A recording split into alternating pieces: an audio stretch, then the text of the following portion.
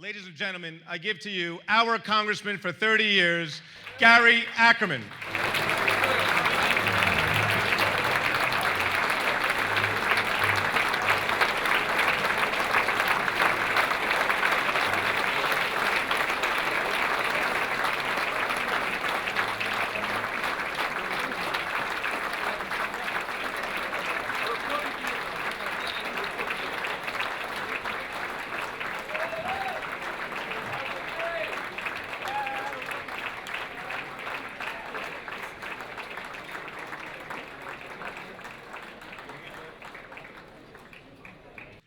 To present the award, of course, is our County Chairman, Jay Jacobs. There we go. Gary, of course, in recognition of your many years of dedication and exceptional public service and all you've done for the people of Nassau County, Queens, the state of New York, and this country, and I should say, as mentioned, the entire world, we thank you and present you with this commemoration. Thank you.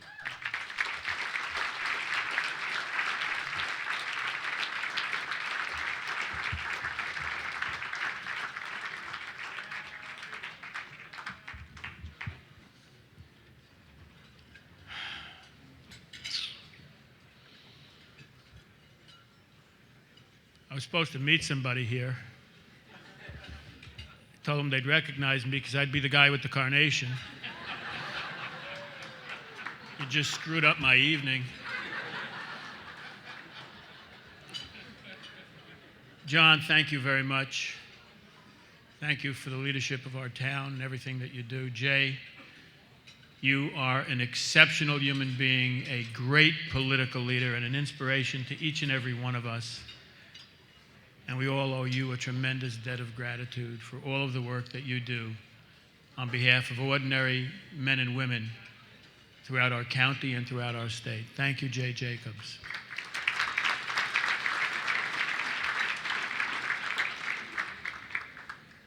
To my colleagues in government, and I won't bore you by reading off everybody's name again, but thank each and every one of you for the sacrifices that you make.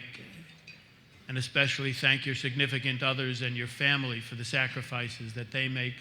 So many people don't realize the burdens that families take on when a member of their family goes into public service.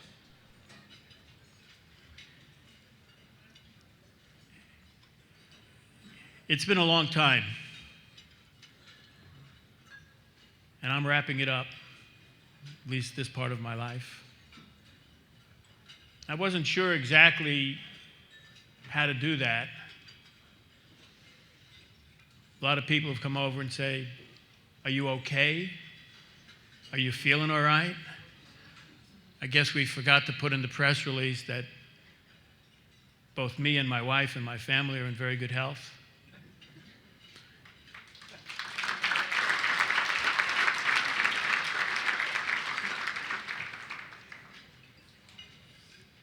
It's been a challenge. And this is one of the most challenging parts. How do you say goodbye to the best job in the world?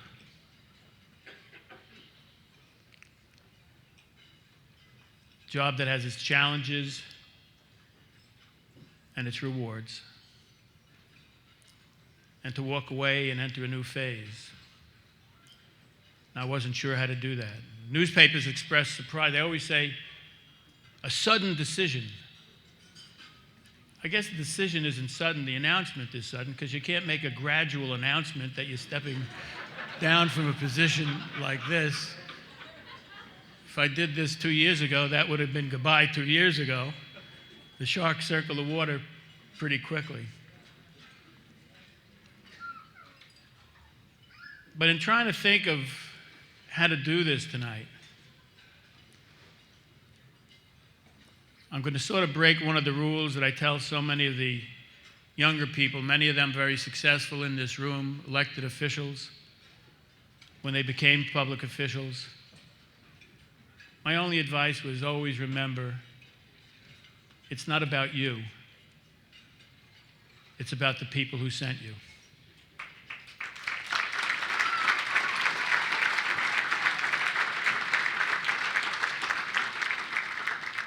That having been said, I want to tell you something personal.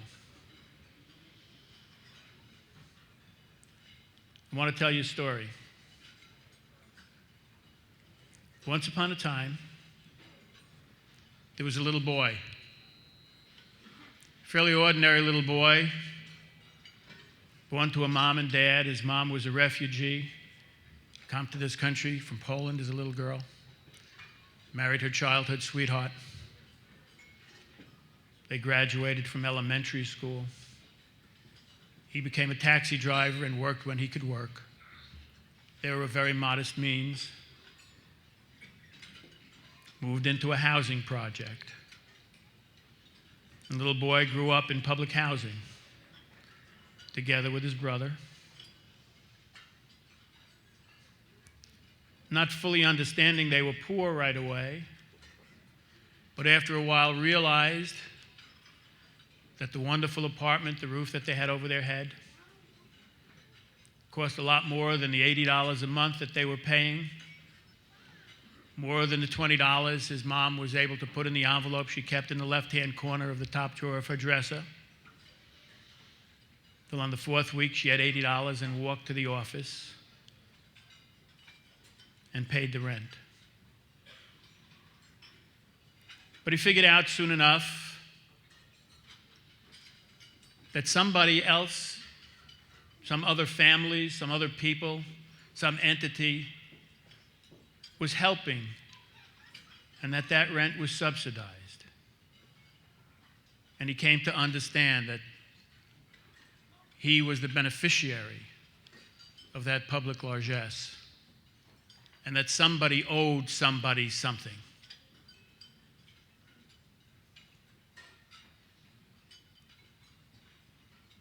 This average little boy had a personal situation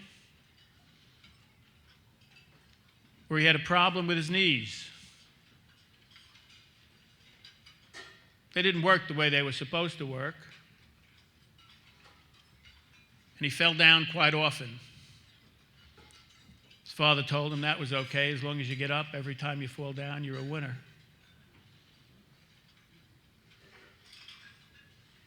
His mother shopped him around to doctors and hospitals and finally found a place in Brooklyn where they said they could perform some surgery and help him out. He spent a great deal of time in a place called St. Giles Hospital for Crippled Children. Not a politically correct name, but if they were going to help, they did their stuff. And in a long stay there after the surgery, left the hospital, a year later was back, still problems. Sitting around in the children's ward, and a doctor came through. A very important doctor. Little boy knew that the doctor was important because there were 6 or 10 people following him, writing down every word that he said. His name was Dr. Bosworth. The little boy didn't know it, but this was the dean of orthopedics in the United States of America. And with his mother at his side on this gurney, the doctor looked at the little boy and examined him and looked at the charts and said, I think I can do something for him if we do a different kind of surgery. They didn't have replacements then, and this was a little bit more complicated than that. He said, if we did this and that and the other thing and cut this and put some screws and plates in here and there, maybe we could improve his situation. And my mother said, nobody touches him but you. And the doctor, holding this microphone that was attached to a wire that was attached to a machine that had these 2 tapes going around, said, I'll do it myself when I come back from Europe. Dr. Bosworth had just operated on someone named Jane Froman, and he was going to operate on some royalty in Britain, but I didn't know any of that at the time. And he operated in a place that he operated in, a place called St. Luke's Hospital. And I spent a lot of time there. And while I was there, they told me that some important people were coming to visit. It was Christmas time. And the Brooklyn Dodgers were coming to visit the children in the children's ward. And I was a little worried because maybe they would know that I was Jewish. But it didn't matter. There they were on Christmas Day giving out presents, and I got one. Gil Hodges, Roy Campanella, Pee Wee Reese, my father's heroes. I was impressed. Christmas happens to be one of my favorite holidays of all.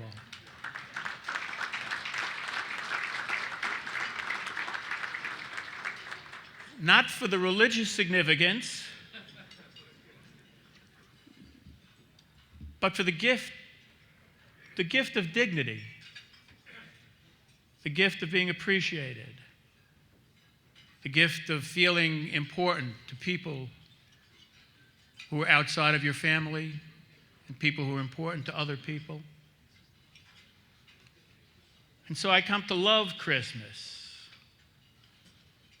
not as a practitioner of the religion, but as an adherent to the values.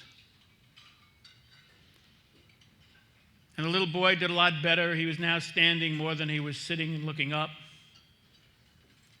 Still living in the projects. And he'd often go down to the park, come home and talk to his parents, and his father was checking the mailbox, waiting for the bill from Dr. Bosworth from St. Luke's Hospital, a bill that never came.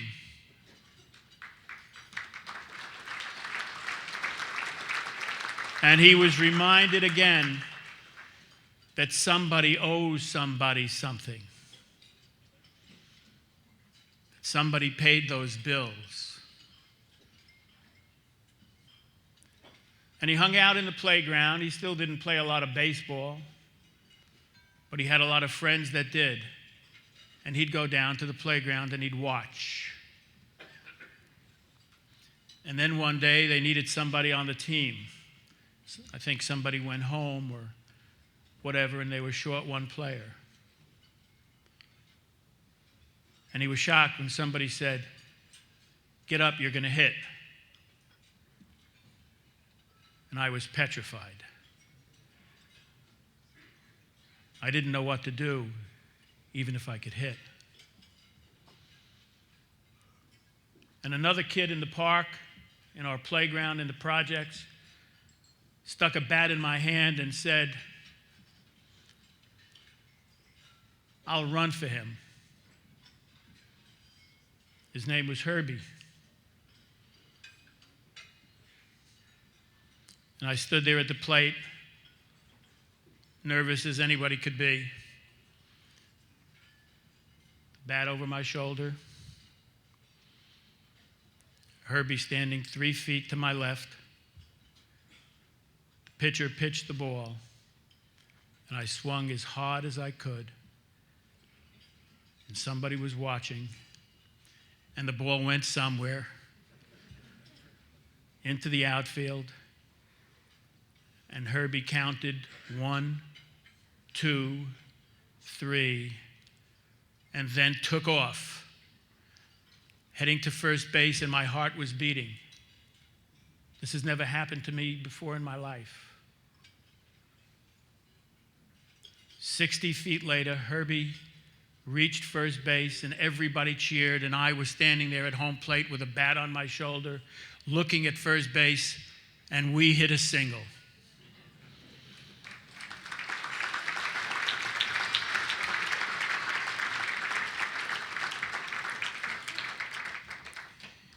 It's over 50 years, but recently I discovered Herbie. He's a social worker, both he and Jane living in Great Neck of all places. Dr. Herbie Bar-David, I wanted him to sit at my table so my children could meet him.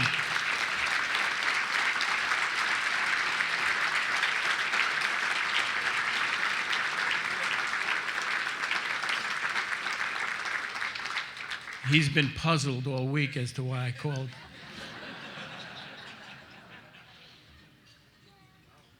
Nobody gets to first base alone.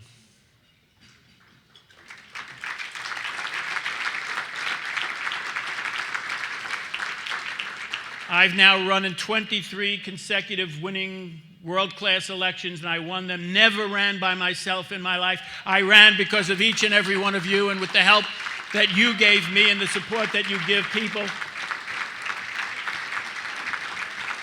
Somebody owes somebody something. That's what the world is all about. Nobody accomplishes anything. Nobody is on top because they were born on first base or second base or third base.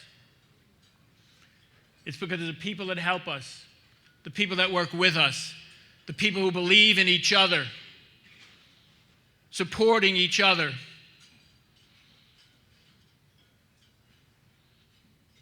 I went on from there. My dad came home after a long night driving the taxi and told me about this woman he had in the cab. She told him that her cousin went to Brooklyn College, and if you go to a city college, you can go to college for free. My father came home and told me this story. That was a clue that you can go to college and not have to pay. That was my father's way of confessing he didn't have a nickel to send me to college. But somebody sent me to college, and they sent me to Queens College, and they sent me for free. Somebody owes somebody something.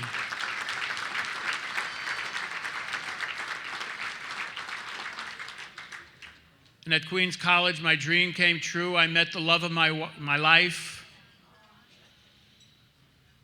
Best girl anybody could ever meet and know. She became my wife 45 years ago. Mother of Lauren and Corey and Ari. Mother-in-law to Paul and Lena. And the grandmother of our grandchildren, two of whom are here today, Max and Miles.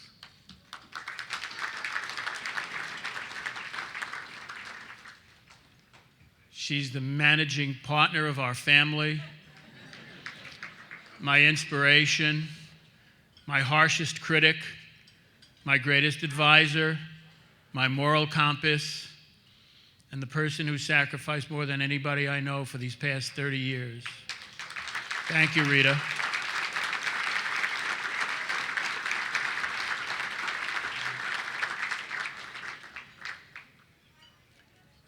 You know, things have gone terribly wrong in Washington. The climate has changed. The strategy has changed. There are people who think it's a blood sport and not a practice in democracy to make the world a better place. There are people who cheer for national failure just to be able to blame the Democratic Party and the President of the United States. People who want to delegitimize the president from the moment he was elected. People who look in the mirror and don't see what they'd like to see in the White House. People who look in the mirror and say, I want my country back, and I say, from what? You lost an election. You didn't lose your country. Democracy is the winner in every election. Live with it.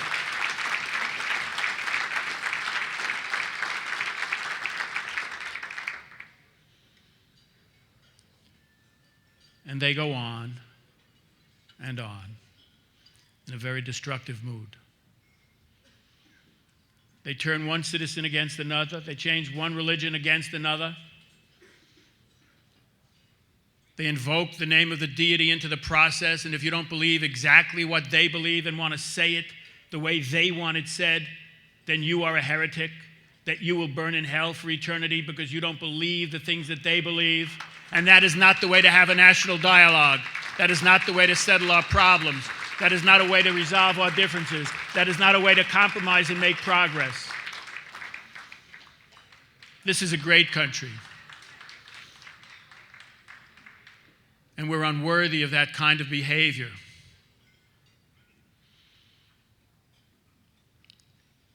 They set up straw men just to try to knock them down. They claim that there's a war against religion and religious people just so that they could defend whatever it is they want to defend. They claim that it is the rest of us who believe in the separation of church and state, as devout as we might be, and that we are the enemy, which is not the case. And I would challenge them when they accuse us of not making room in the public square for religious people or religion. That is not true. I would invite them to come to the public square, but bring their piety and not their hypocrisy. I would invite them to bring in the great ideas that are in the Bible, but don't bring the Bible to be a blunt instrument to beat the rest of us over the head in order to prove whatever it is they're trying to prove. Come to the public square. Bring your religious notions, bring your ideas, bring the great thoughts, bring your Bible. But bookmark the place where it says that you're your brother's keeper.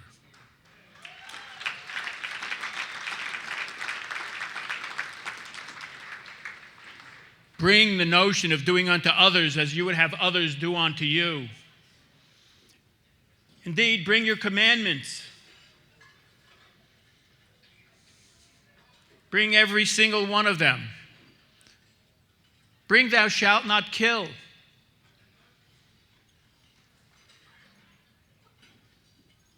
Bring the part where it says that nations shall beat their swords into plowshares. And bring that when we talk about the budget and decide where to put our dollars, and don't put it into swords, but put it into resources for people. Read out the parts where you're commanded to feed the hungry, to clothe the naked, to shelter the homeless, and to understand that these parts cost money, taxpayer money. And when somebody tells you that we have to put aside money to take care of our old people, that's how you honor your mother and father. When you read the parts from the good books that tell you to take care of the sick, that's health care. When you read out the parts that tell you that when you do this for the least of your brothers, you do that in the name of your Lord. Don't accuse him for saying that of being a socialist or redistributing the wealth. Don't accuse him of class warfare. That is your responsibility in your good book. Don't be confused and think that you put your hand on the Constitution and swore to uphold the Bible when you come with notions that defy it. Know what your responsibilities are to your fellow men and women. Somebody owes somebody something.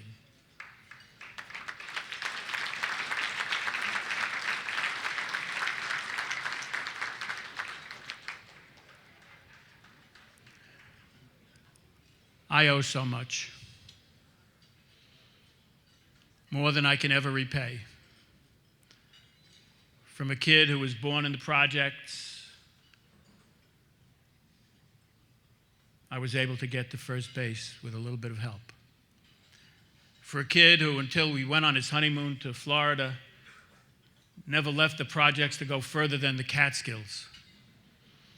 Wound up traveling the furthest parts of the world, wound up talking democracy to dictators, having the opportunity to talk to horrible people running major countries, to be able to say to fascists and talk at the foot of the pharaohs in the land of Egypt and actually say the words, "Let my people go," to be able to talk both to cabbages and kings. It's like Alice in Wonderland falling through the looking glass. My God, I'm in a whole different world, only because people gave me a chance and gave me an opportunity to pay something back that I have received. It may look glamorous, but it's just been an ordinary person who had an ordinary time in an extraordinary country with people who care, who can still care, who know that they should care, who have the resources to care.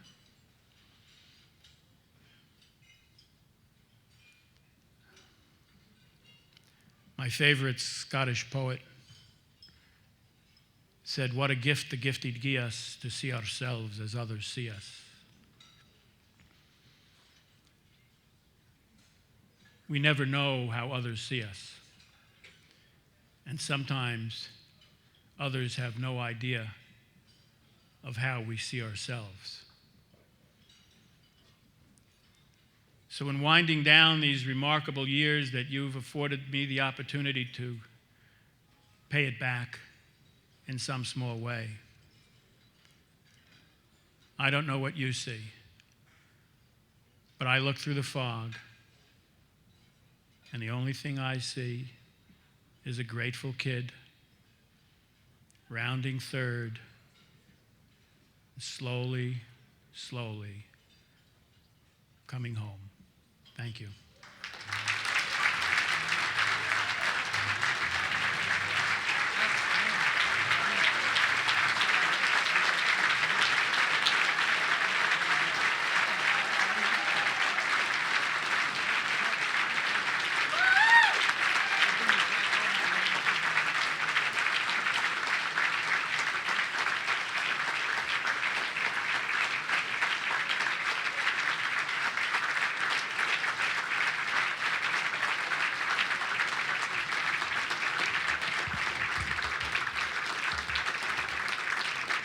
Thank you, Gary Ackerman. Beautiful, beautiful remarks that mean a great deal to all of us, and we're so happy you were able to do that here. Ladies and gentlemen, that concludes this evening's program. I thank you all so much for coming. Enjoy your dessert.